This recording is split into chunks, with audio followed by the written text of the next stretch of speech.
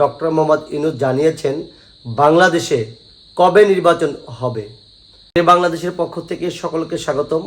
অন্তর্বর্তীকালীন সরকারের প্রধান ডক্টর মোহাম্মদ ইউনূস জানিয়েছেন বাংলাদেশে কবে নির্বাচন হবে।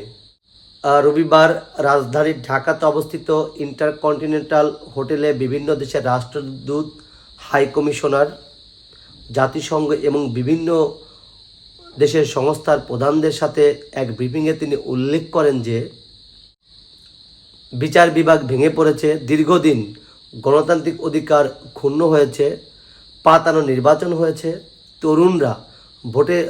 তরুণরা ভোটাধিকার থেকে বঞ্চিত হয়ে বেড়ে উঠেছে। সব কিছু সংস্কারের পরেই নির্বাচন হবে। তাহলে তো আমাদের বুঝতে বাকি নেই বাংলাদেশে কখন নির্বাচন হবে। নির্বাচন নিয়ে সাধারণ জনগণের কি ভাবনা, রিকশাওয়ালা, আইনজীবী, শ্রমজীবী, পেশাজীবী, ছাত্র, শিক্ষক, সমাজের প্রত্যেকটি মানুষের কি ভাবনা, সে বিষয়ে আমরা আপনাদের সামনে আগামী পর্বে তুলে ধরব। যারা আমাদের পেজকে এখনও ফলো দেন নাই, অবশ্যই পেজকে ফলো দিয়ে পাশে থাকবেন।